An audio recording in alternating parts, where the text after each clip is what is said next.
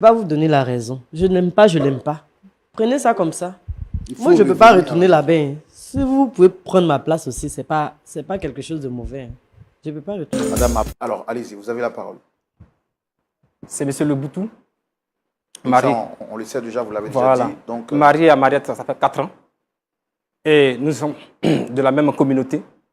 Nous vivons dans le même quartier. Vu son dévouement, son charisme. Et surtout, son teint. Oui, parce que, il faut le dire, hein, j'aime pas les femmes qui utilisent les produits cosmétiques pour pouvoir s'embellir la peau. Non. Le teint naturel, franchement, me va. Et c'est dans cette atmosphère-là que je me suis laissé aller vers elle pour pouvoir lui faire part de mes sentiments. Dieu merci. Nous avons eu à faire ce qu'il a lieu de faire pour pouvoir vivre sous le même toit durant 4 ans. Au début, les choses allaient bien. L'amour était à son beau fixe. La joie, le partage. Et voilà que, au-delà de ces 4 ans, les habitudes et attitudes ont changé. Après le boulot, je viens à la maison. Impossible de voir ma femme. Ou si elle est là, il est difficile de pouvoir échanger avec elle. Pour moi, certainement qu'elle a la colère, elle a quelque chose à me dire qu'elle n'ose pas me dire. J'attends 1 jour, 2 jours, et je vois que la situation perdure. Voilà qu'au bout d'une semaine, moi-même, je la fais asseoir pour lui demander qu'est-ce qui ne va pas. Je vous assure que cela est impossible de me dire ce qui ne va pas. Alors, je la laisse dans son coin, le temps que son cœur puisse s'apaiser. Voilà que je reçois une invitation hors de la ville où nous sommes, puisque je suis éleveur. Un client m'a appelé pour mon expertise pour 1 semaine. Par la grâce de Dieu, les choses se sont bien déroulées. Et j'ai fini le travail en moins d'1 semaine. À mon retour du travail, du voyage, je ne l'ai pas averti, madame. Je viens. J'essaie d'ouvrir la porte. C'est condamné. Je mets la clé. C'est fermé. Donc, j'use de quelques moyens que j'ai pour pouvoir défoncer la porte. Qu'est-ce que je constate? Mon épouse avec quelqu'un d'autre.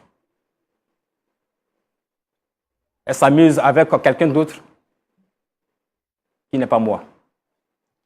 J'ai préféré garder mon calme. Je les ai salués et je suis rentré en chambre.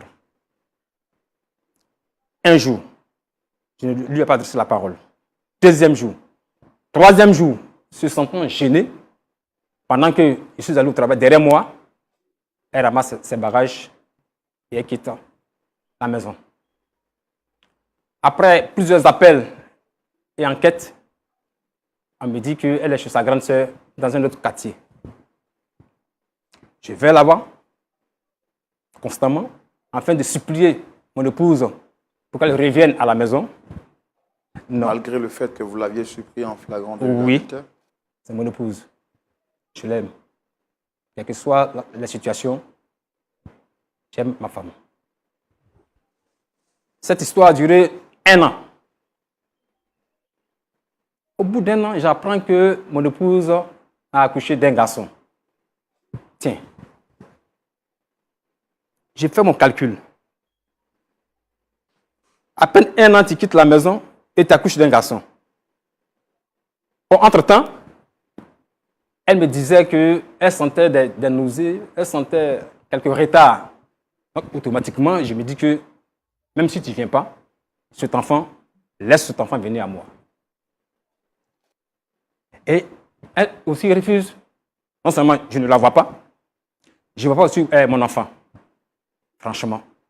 Et comme je suis par moment l'émission, puisque j'ai tourné partout, je n'ai pas trouvé de solution à mon problème. Voilà pourquoi ce matin, je suis en face de vous, espérant trouver une solution à cette situation qui dure maintenant 5 ans. Parce que 4 ans sous le même toit et 1 an hors du foyer, c'est un peu trop pour moi. Donc je viens vers vous. Aidez-moi. Aidez-moi.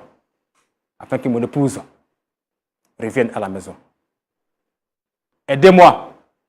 Afin que mon enfant soit avec moi sous le même toit. C'est ma situation. D'accord. Vous aviez dit ici vous-même hein, que votre épouse a été surprise en flagrant délit d'adultère. Oui. Raison pour laquelle, après votre silence manifesté Oui. pendant 3 jours, elle a senti donc ce mal-être-là, Oui. Oui. hein, et cette gêne, et elle a pris la décision elle-même de partir. Oui. Vous ne l'avez pas chassée. Non. Elle a été contrainte elle-même de partir. Depuis qu'elle est partie, vous avez mené des actions pour la faire revenir. Oui. Elle n'est jamais revenue. C'est à la suite de cela que vous avez appris qu'elle porte, en fait, Accouché elle est accouchée d'un enfant. d'un enfant. Alors, vu que vous avez vous-même dit que vous l'avez surprise en flagrant délit d'adultère, Oui. qu'est-ce qui prouve que l'enfant est le vôtre? Je vous disais tantôt que, bien avant cela, elle me disait qu'elle ressentait un retard. Le retard, c'était avant qu'elle ne soit surprise Tout à fait. en flagrant délit d'adultère. Tout à fait. D'accord. tout à fait. Combien de temps se sont écoulés avant que vous ne découvriez ça? Juste 2 à 3 mois. Hein? 2 à 3 mois. Donc, 2 à 3 mois avant que vous ne découvriez, elle vous avait dit déjà qu'elle avait un retard. Un retard. Donc, pour vous, vous avez la conviction que ce retard était dû à l'action que vous avez menée ensemble. Tout à fait. Donc, après ça, elle est partie. Elle est partie. Elle est partie Et c'est juste 1 an et quelques mois après quelques mois après, oui. que vous découvrez qu'elle a un enfant. Est-ce que vous l'avez approché pour lui demander qui est l'auteur de la grossesse? Bon, je ne l'ai pas approché puisqu'il y avait cette distance. À chaque fois que j'ai fait des démarches pour pouvoir la rencontrer, c'était impossible. Tout ce qu'on faisait, c'était au téléphone. Mais physiquement, non. Mais vous êtes convaincu que l'enfant est le vôtre? Oui. Et votre démarche sur ce plateau, c'est pourquoi? C'est pour qu'elle revienne avec l'enfant ou c'est l'enfant seulement qui vous intéresse? Non. Qu'elle revienne avec l'enfant, ensemble, sous le même toit. Quelle que soit la situation, nous avons décidé de vivre ensemble. Quelle que soit la situation. Vous, malgré son infidélité, vous acceptez de pardonner? Oui. Oui. D'accord, ok. On va la recevoir. Pasteur Jumou, Oui, Roland. l'amour peut nous faire des choses extraordinaires. C'est merveilleux l'amour. L'amour est extraordinaire. Oui. Monsieur Leboutou dit qu'il a surpris son épouse en flagrant délit d'adultère. Il a accepté de lui pardonner ça. Mais elle est partie. Sentant donc ce sentiment de mal-être, elle a décidé de partir. C'est ça. Et puis lui, par la suite, il se rend compte que après qu'elle soit partie, elle est accouchée d'un enfant. Chose bizarre, quelques mois avant, 3 mois avant qu'elle ne soit surprise en flagrant délit d'adultère, elle avait déjà informé son époux qu'elle avait des retards. Ce qui voudrait dire qu'elle était déjà enceinte. Donc c'est malgré qu'elle soit enceinte qu'elle a trompé son époux. Lui, il accepte de pardonner, il veut la reprendre, mais aussi reprendre l'enfant. Parce que pour lui, il est marié et le divorce n'est pas une option. C'est ça. Donc il fait toutes les démarches pour récupérer son épouse, mais celle-ci refuse. Il est venu sur notre plateau, son épouse a accepté de venir aussi. On va l'écouter et entendre sa version. D'accord. Merci de recevoir Dame Mariette ici sous vos applaudissements.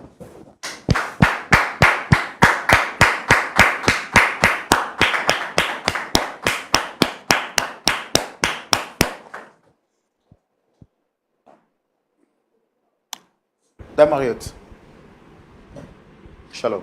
Shalom, monsieur. Essayez de rapprocher le micro de la bouche. Shalom, monsieur. D'accord. Je sais que ce n'est pas facile hein, de parler comme ça devant le public, avec un micro et autres. Mais bon, on va vous y aider. Nous c'est notre travail, donc on est habitué. Mais on est là pour vous aider. Vous allez bien? Très bien. Vous êtes Dame Mariette. Je suis Dame Mariette.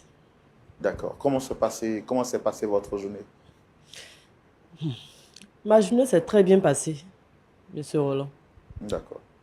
Alors, c'est l'équipe de Point d'accord qui a souhaité vous rencontrer à la demande d'une personne qui est avec nous sur le plateau, monsieur Leboutou, en face de vous. Je voudrais vous demander, est-ce que vous le reconnaissez? Je le reconnais. C'était mon mari. Parce que ce n'est plus votre mari. Ce n'est plus mon mari, puisque j'ai quitté la maison depuis 1 an, donc c'est plus mon mari. Bon, nous, on n'est pas là pour remuer le couteau dans la plaie, mais bon, il a souhaité vous rencontrer. Je pense qu'il est là, on va lui donner la parole pour qu'il vous dise le motif pour lequel il a souhaité vous rencontrer. Monsieur Leboutou, Oui. vous avez la parole. Mariette. Maman Mariette. C'est comme ça que je t'appelle. Je viens vers toi. S'il te plaît. Malgré ce qui s'est passé.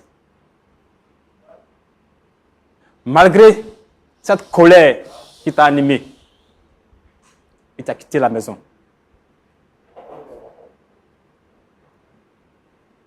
Je t'accepte toujours comme mon épouse. S'il te plaît. S'il te plaît. À cause de notre enfant. À cause de l'union de notre mariage. Ne regarde pas le voisinage. Ne regarde pas ceux qui sont autour de toi, en train de te dire des choses pour quitter ton foyer, pour quitter ta maison. S'il te plaît. S'il te plaît. Reviens à la maison. Je te pardonne de tout ce qui s'est passé. S'il te plaît, reviens à la maison. Ta place est encore là. Le lit est encore vide. Il y a de l'écho dans la maison. Parce que tu n'es pas là. Je te demande pardon. Quelle que soit la situation, je te demande pardon. Reviens à la maison. Dame Mariette, vous avez entendu votre... Bon, vous avez dit, hein, c'est votre ex, mais lui, il vous considère toujours comme étant son épouse. C'est vrai que je l'ai entendu parler, mais vous, qu'est-ce que vous lui reprochez exactement? Pourquoi vous avez quitté le domicile familial? Donc, j'ai quitté la maison parce que à chaque fois, il me traitait de celle qui le trompe, celle qui n'est pas bonne. Moi, j'étais fatiguée, j'étais vraiment fatiguée, j'étais à bout. Donc, j'ai quitté la maison. Et puisqu'il me dit que je le trompe, toujours dans le quartier, partout, même ses parents m'appelaient pour dire que moi, je trompe leur fils, je trompe leur frère. Du coup, pourquoi rester encore dans une maison où j'étais toujours traitée d'une femme infidèle et tout? Donc, j'ai quitté sa maison. Je suis partie rester avec mes parents. Donc, je ne sais pas. Moi, j'ai déjà tourné la page. Je ne sais pas. Je ne sais même pas. Pourquoi vous m'avez fait venir ici là? Moi, je ne sais pas. D'accord. Donc, vous avez enlevé votre alliance, c'est ce que je constate? Bien sûr. Est-ce que vous êtes divorcé? Je ne suis pas divorcée, mais j'ai déjà fait ma vie. J'ai déjà repris ma vie. 1 an après. Quand vous dites que vous avez déjà repris votre vie, ça veut dire quoi exactement? Je suis chez mes parents. J'ai enlevé l'alliance. Donc, du coup... Oui, mais vous étiez chez vos parents avant qu'ils ne viennent faire le mariage. Et c'est de chez vos parents que vous êtes venu chez lui. C'est bien ça? C'est bien ça. Est-ce que le divorce a été prononcé? Vous êtes marié à l'église, non? Oui. Mais est-ce que le divorce a été prononcé?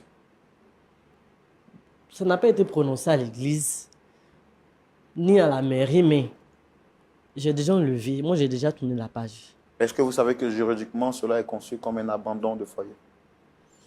Bon, on aura considéré ça comme ils veulent, mais moi, j'ai déjà abandonné. Lui-même peut m'envoyer les papiers. Je vais signer. Et puis, d'accord. Je vais continuer. Mais pourquoi est-ce que vous avez quitté exactement la maison? Bon, c'est ce que je vous disais là. Il m'a toujours traité d'une femme infidèle. Une femme qui le trompe.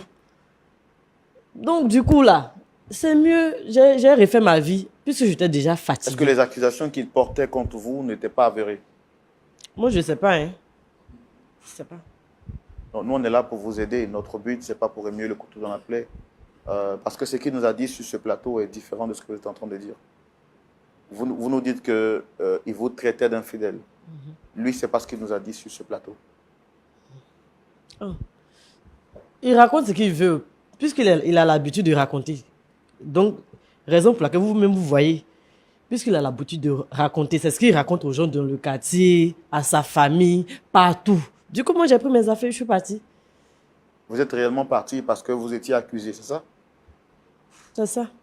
Est-ce que vous n'avez jamais été surprise en flagrant délit d'adultère dans la maison conjugale? Je ne sais pas. Je ne sais pas. Non, non, madame, nous, on veut vraiment vous aider. Aidez-nous à faire le travail, facilitez-nous la tâche.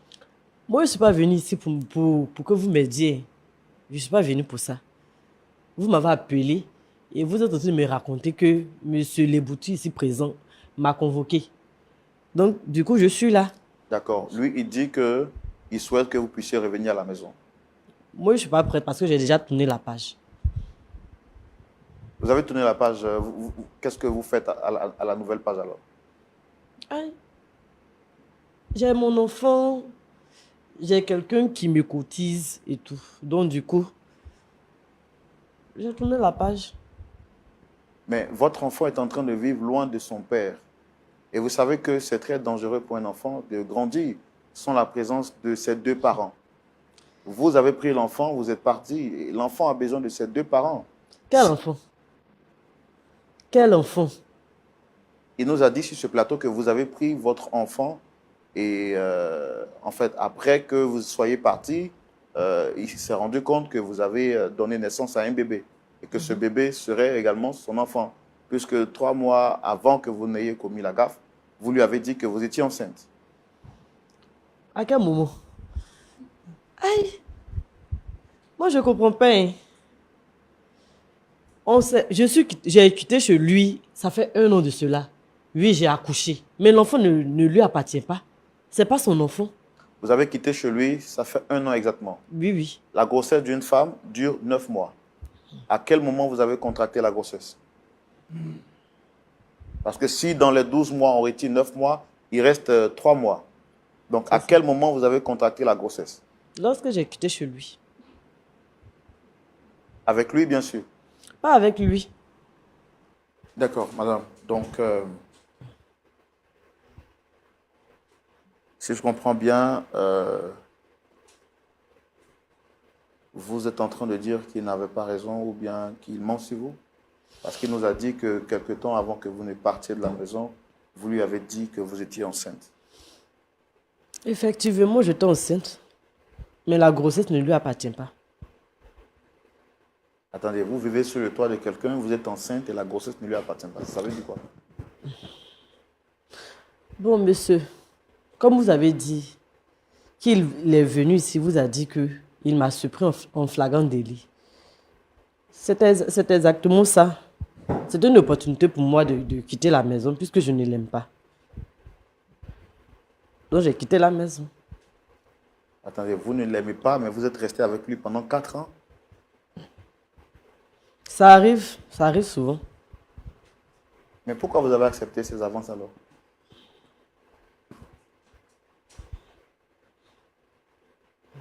Donc si la grossesse ne lui appartenait pas, l'enfant est de qui? L'enfant de lui avec qui j'étais et puis il est venu nous trouver. C'est de lui que l'enfant Est-ce que est. quand vous parlez là, vous avez des remords? Carrément. Je ne l'aime pas. Je ne l'aime pas. C'est tout.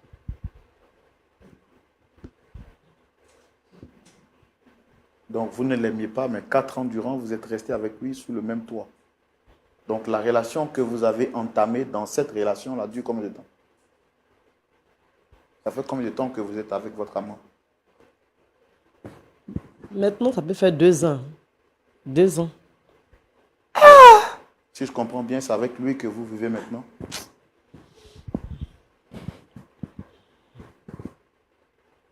Oui, mon cher. C'est avec lui que vous êtes maintenant? Oui, c'est avec lui. Mais vous nous avez dit au départ que vous êtes retenu en famille. Je suis retenue en famille puisque je devais accoucher et tout. Donc, Non, vous m'avez dit qu'actuellement vous êtes en famille Vous êtes en train de refaire votre vie, vous avez tourné la page, vous êtes retourné en famille. C'est quoi? Vous voulez nous tourner en bourrique? Je ne vous tourne pas en bourrique parce que j'ai accouché chez ma soeur. Et l'enfant même n'a même pas encore 5 mois pour dire. Donc du coup, je suis encore là-bas pour mes traitements et tout. Donc après ça, je vais retourner avec le monsieur en question. Bon, lui, il dit qu'il est venu vous prendre avec l'enfant et vous-même. C'est ce qu'il veut. Parce que vous êtes légalement mariés. Vous n'avez pas encore divorcé. Il dit qu'il vous aime, il veut que vous retourniez à la maison. Mais moi, je ne l'aime pas. L'enfant ne l'appartient pas aussi. Du coup, je vais retourner chez lui pour faire quoi? Donc, est-ce que vous avez dit à l'autre... Bon. Pasteur Tchoumo, je n'ai plus de questions. Je suis au bout de mes questions. J'avais voulu comprendre cette histoire qui semble un peu confuse dans mon esprit. Mais bon, vous découvrez ici ce que Dame Mariette qui était venue avec une mine très sereine.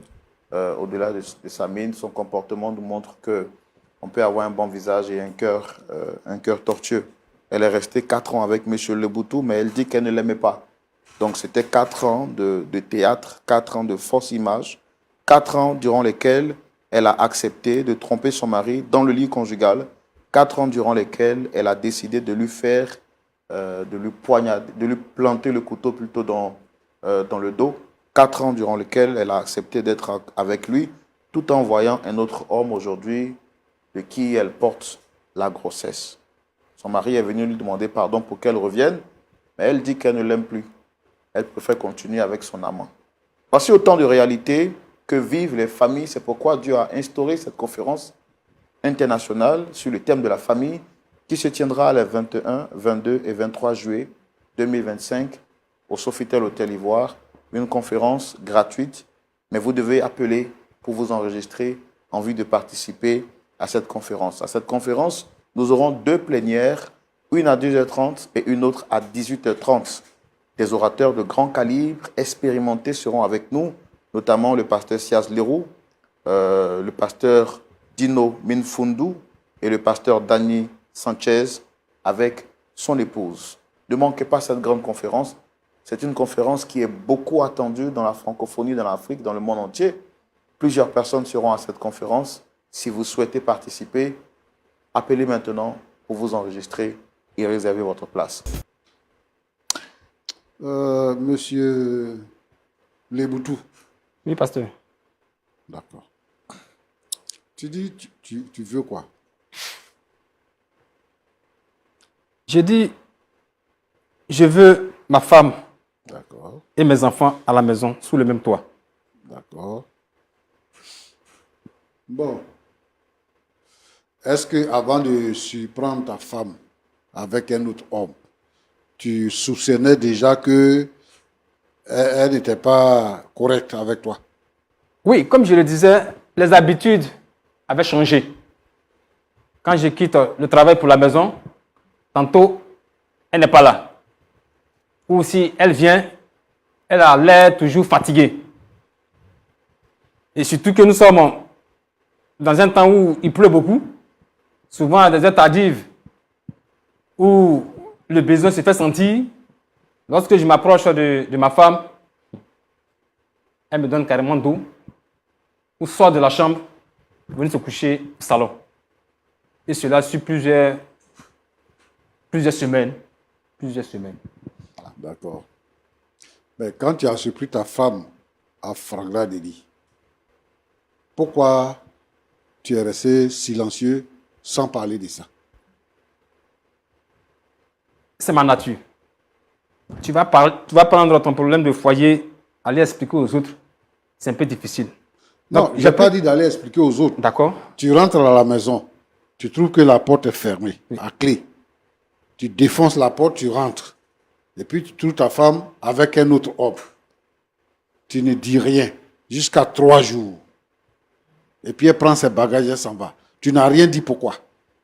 Non, je n'ai rien dit parce que, bon, plus je vais poser des questions, ils vont me dire encore autre chose.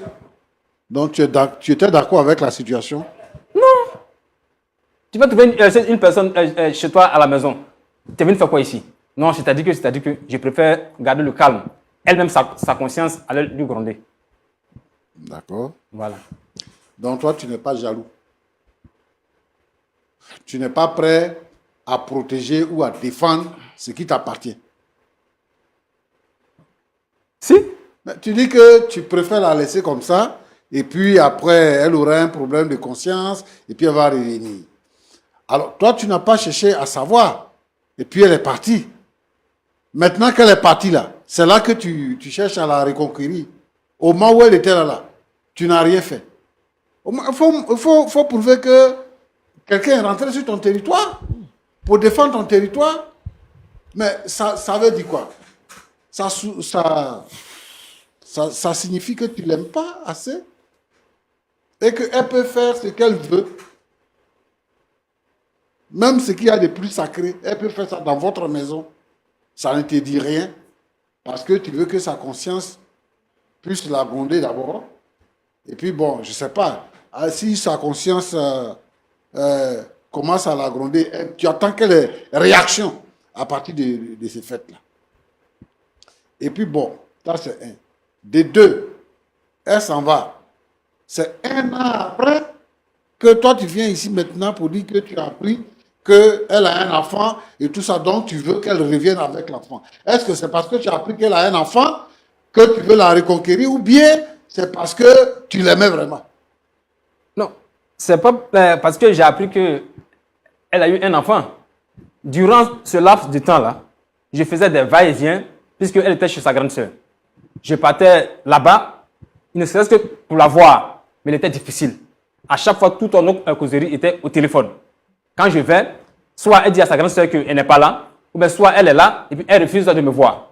Et c'est sûr, c'est va-et-vient, va-et-vient. Et moi aussi, par moment, quand j'ai des chantiers ailleurs, quand je partais, je revenais. En fait, c'est tout ce temps-là qui s'est écoulé durant les 1 an. D'accord. Vous avez fait 4 ans ensemble, Oui. dans la même maison.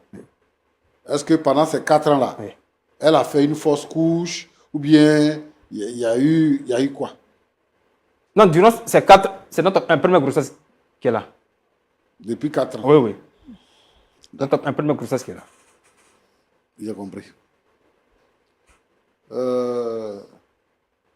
Ton nom là, c'est quoi, madame?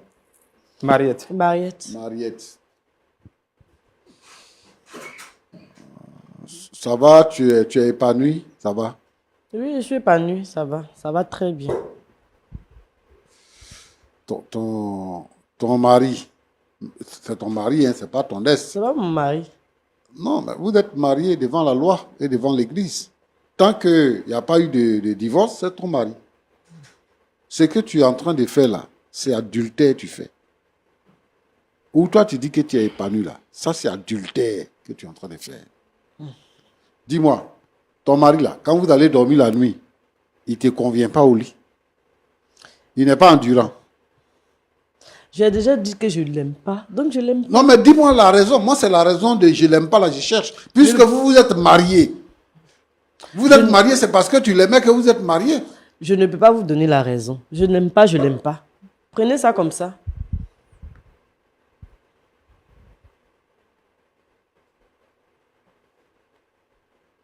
Bon, tu es chrétien.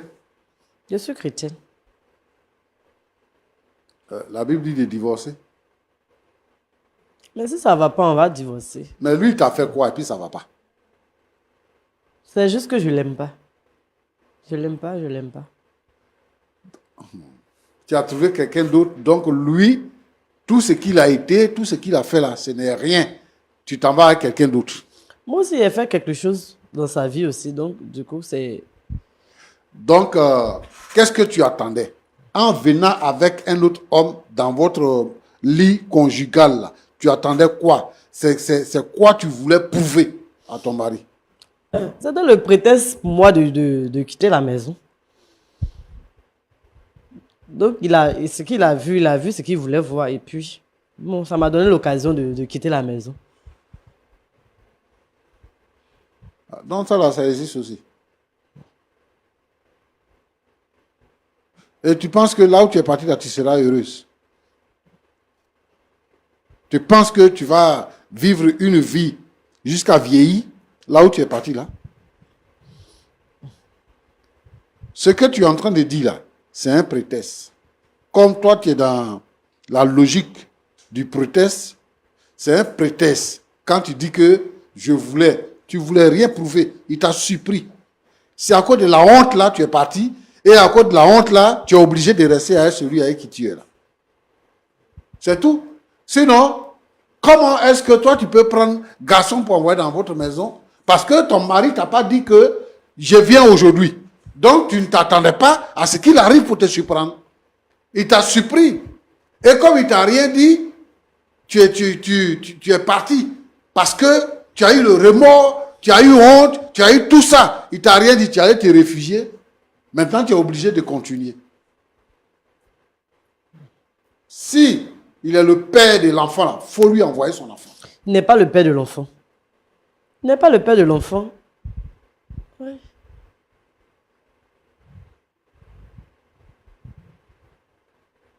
Mariette, il ne faut pas jouer avec ta vie. Il ne faut pas jouer avec ta vie. Dieu t'a donné un homme qui ne te crée pas de problème, qui est bien avec toi. Là où tu allais te mettre là, ce n'est pas ta place. Là où tu allais te mettre là, ce n'est pas ta place. Ton histoire de je ne l'aime pas là, ce n'est pas normal, ce n'est pas bon. Il faut retourner chez ton mari. Moi, je ne peux pas retourner là-bas. Si vous pouvez prendre ma place aussi, ce n'est pas quelque chose de mauvais. Je ne peux pas retourner. Madame, après, il faut soigner votre manière de parler aux gens. Vous n'êtes pas au marché public. Vous êtes sur un plateau sérieux et respectueux. Nous, on vous a reçu parce qu'on veut vous aider. Comment vous pouvez dire au pasteur de prendre sa place? Vous avez vu un homme qui marie un homme? Si vous ne voulez pas de votre mari, on respecte ça, mais après, respectez les gens ici. Il n'y a pas de problème. Mon frère Roland. Oui, pasteur. Comme tu as dit tout à l'heure, que c'est important que les gens viennent à la conférence pour sauver les familles en détresse, en crise. Ce qui se passe aujourd'hui est vraiment dangereux. Il y a des jeunes femmes qui vont dans le mariage, pas parce que forcément elles aiment celui qui veut les épouser, mais juste elles veulent être à l'abri du besoin. Donc si elles voient qu'il a un peu de moyens, bon, quand il vient là, elle regarde ça, elle dit à lui là, il peut s'occuper de moi, je peux manger à côté de lui. Et puis elle va dans ce foyer. Mais quand elle est dans le foyer et qu'elle trouve quelqu'un d'autre qui a un peu plus de moyens que là où elle est, elle continue. Donc on ne peut pas parler d'amour. Mais l'Église en souffre. Moi, je voudrais vraiment que, d'abord, les serviteurs de Dieu puissent former ceux qui doivent se marier. Leur donner une formation. Les stabiliser. Les gens qui sont les nouveaux convertis, qui ne connaissent rien au mariage, à la loi du mariage, tel que Dieu l'a conçu. Quand ils viennent dans l'église et qu'ils se marient, on dit il y a mariage dans l'église. Mais la personne qui se marie là, on n'a pas son niveau de spiritualité, son niveau de conversion. C'est pour ça que Marielle peut s'asseoir là pour dire que je ne l'aime plus. Ce n'est pas un argument. Parce que la Bible dit quoi? Bien-aimés, aimons-nous les uns les autres, car l'amour est de Dieu. Et quiconque aime est né de Dieu. Celui qui n'aime pas n'a pas connu Dieu, car Dieu est amour. Celui qui crée en nous le vouloir et le faire, c'est Dieu. C'est lui qui répand l'amour dans notre cœur. Si tu n'as pas connu Dieu, tu ne peux pas aimer. Pourquoi aujourd'hui, les gens sont tout le temps dans les tribunaux pour divorcer? Parce qu'ils n'ont pas connu l'amour. Mais l'amour de Dieu manifesté en Jésus-Christ se renouvelle tous les matins. Tu peux faire 50 ans, 60 ans, 70 ans avec ton épouse. Vous vous aimez toujours comme au premier jour. Mais quand tu n'as pas connu le Christ, tu penses que tu peux passer de garçon en garçon ou bien tu peux passer de femme en femme. Il y a quoi d'honorable dans ça là? Ce que Marie raconte là. C'est quoi qui l'honore dans ça? Toi, femme, tu es mariée, tu es dans la maison de ton mari. Et puis quelqu'un d'autre vient coucher avec toi dans la maison de ton mari. Et tu dis que c'est un prétexte que tu cherches. Un jour, tu vas venir trouver quelqu'un d'autre aussi dans ta maison. Comme ça, une autre femme dans ta maison. Parce que lui, c'est comme ça il est. Moi, je veux inviter tous les frères et toutes les sœurs qui entrent dans le mariage. Le mariage, ce n'est pas un jeu. Le mariage, ce n'est pas essayer de voir. Et je veux dire ici que l'adultère, là, ce n'est pas une bonne chose. Donc, si tu as eu ton mari, il ne faut pas tromper ton mari. Si tu as eu ta femme, il ne faut pas tromper ta femme. Il faut rester fidèle. C'est le seul moyen pour connaître le bonheur. Donc, que Dieu vous bénisse. Merci, Pasteur Choumou. Merci beaucoup. Merci. On va donner la parole à M. Leboutou. Nous sommes pratiquement à la fin. Vous avez écouté les conseils du Pasteur Choumou. Est-ce que vous avez quelque chose à dire? Effectivement. Je remercie le pasteur pour son sage conseil qu'il vient de nous donner. Nous avons besoin d'être encadrés. Nous avons besoin de suivre les devanciers pour pouvoir être épargnés dans l'avenir. Voici la situation que je traverse aujourd'hui. Si et seulement si on avait été encadré, suivi par l'exemple de Dieu, je vous avoue que cette situation n'allait pas arriver. Mais bon, elle est arrivée. Il tient toujours à mon épouse. Il ferait l'effort. Quel que soit ce qui va arriver, il ferait l'effort pour qu'elle revienne à la maison avec notre fils. Pasteur, infiniment merci pour vos conseils. Que Dieu vous bénisse, pasteur. Madame Mariette, c'est à vous de prendre la parole. J'espère qu'entre-temps, après avoir écouté les conseils du pasteur, vous avez ravisé votre position. Il n'y a rien d'autre à dire.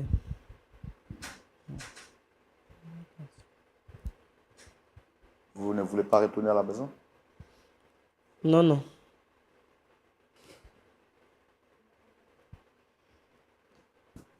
Ok. Bon. Sur les boutons, on aura tout essayé. Mais on ne vous laisse pas partir comme ça. On va vous porter en prière. Comme vous avez dit que vous avez la foi qu'elle reviendra. L'amour couvre une multitude de fautes. Et c'est ce que vous êtes en train de nous prouver. Donc, on va espérer que les choses s'améliorent. On va demander au pasteur Choumou de prier pour vous. Et au-delà de prier pour toutes les familles qui traversent des situations pareilles. Merci Seigneur notre Dieu. Parce que tu nous connais et tu nous aimes. Un chrétien est différent d'un serviteur de Dieu. La vie d'un chrétien est différente de celle d'un serviteur de Dieu.